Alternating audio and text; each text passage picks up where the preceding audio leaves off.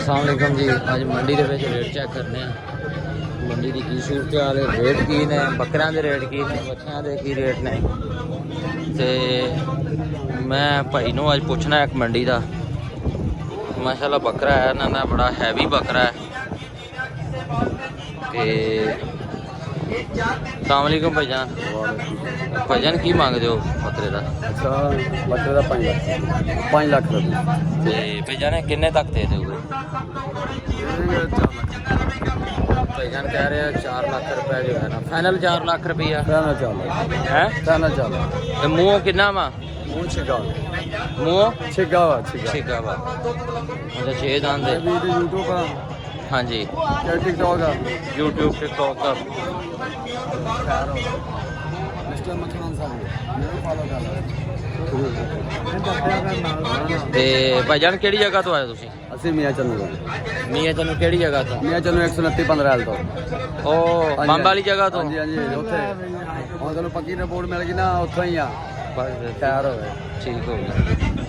ਇੱਕ ਹੀ ਬੱਕਰਾ ਜਾਨਵਰ ਹੈ? ਪੈਸਾ ਕਮਾ ਰਿਹਾ ਆਪਦੇ, ਜਾਨਵਰ ਹੈ, ਪੈਸਾ ਕਮਾ ਰਿਹਾ ਆਪਦੇ। ਤੇ ਇਹ ਤੁਹਾਡੇ ਦੋਵੇਂ ਤੁਹਾਡੇ ਨੇ? ਹਾਂਜੀ ਹਾਂਜੀ ਇਹ ਵੀ ਤੁਹਾਡਾ ਜੀ? ਇਹ ਵੀ ਆਪਣਾ ਭਾਈਜਾਨ ਕੋਲ ਇਹ ਵੀ ਹੈ 129-15 ਦੇ ਨੇ। ਇਹ ਭਾਈਜਾਨ ਕਿਹਦੀ ਉਮਰ ਹੈ ਜੀ? ਇਹਦੀ ਤਕਰੀਬਨ ਹੈਗੀ ਆ 2 ਸਾਲ ਉਮਰ। 2 ਸਾਲ। ਮੂੰਹ 4 ਦੰਦ ਦੇ? 2 ਦੰਦ? 4 ਦੰਦ ਦਾ। ਤੇ ਕੀ ਰੇਟ ਮੰਗ ਰਹੇ ਹੋ ਇਹਦਾ? ਇਹਦਾ 2 ਲੱਖ ਰੁਪਏ। 2 ਲੱਖ ਰੁਪਏ। ਤੇ ਫਾਈਨਲ ਕਿੱਥੋਂ ਤੱਕ ਦਿਓਗੇ? ਸਾਨੂੰ ਤੁਹਾਨੂੰ 1.5 ਤੱਕ ਦੇ ਦੇ।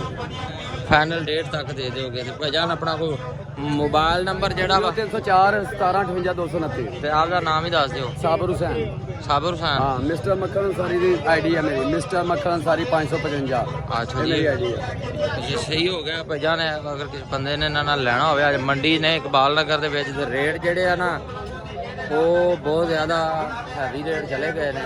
ਇਹ ਜਾਨਵਰ ਹੀ ਹੈਵੀ ਆ ਤੇ ਜਾਨਵਰ ਵੀ ਹੈਵੀ ਆ ਤੇ ਗਵਰਨਮੈਂਟ ਵੀ ਹੈਵੀ ਆ। ਜਿਵੇਂ ਗਵਰਨਮੈਂਟ ਨੇ ਸਾਡੀ ਬੰਦ ਕੀਤੀ ਮੰਡੀ ਦੇ ਵਿੱਚ ਦੇਖ ਸਕਦੇ ਆ ਕਿ ਜੱਟਾਂ ਨੇ ਇਹਨਾਂ ਦੀ ਬੰਦ ਕਰਨੀ ਆ। ਔਰ ਮੈਂ ਤੇ ਕਹਿੰਦਾ ਟੈਨਸ਼ਨ ਸਰਕਾਰ ਪੂਰੀ ਮੰਡੀ ਵਿੱਚ ਵੇਖ ਲੈਣਾ, ਇਹਦੇ ਵਰਗਾ ਜਾਨਵਰ ਨਹੀਂ ਹੋਏਗਾ। ਲੋਕ ਚਲੋ ਸਹੀ ਹੋ ਗਿਆ ਮਾਸ਼ਾਅੱਲਾ। ਫੈਲਣਾ ਕੁਜਰਾਂ ਵਾਲਾ ਫੈਲਣਾ ਐਡਾ ਜਾਨਵਰ ਨਹੀਂ ਹੋਏਗਾ ਜਿਹਦਾ ਬੱਕਰਾ ਹੋਇਆ। ਮਾਸ਼ਾਅੱਲਾ ਨਹੀਂ ਜਾਨਵਰ ਹੈਗਾ ਇਹ, ਕੋਈ ਖਰੀਦੇਗਾ ਜਿਹੜਾ ਖਰੀਦਾਰ ਹੋਇਆ। ਮਾਸ਼ਾਅੱਲਾ ਹੈਵੀ ਬੱਕਰਾ। ਮਾਸ਼ਾਅੱਲਾ ਬੱਕਰੇ ਦਾ ਕੱਦ ਕਾਠ ਵੀ ਚੰਗਾ ਹੈ।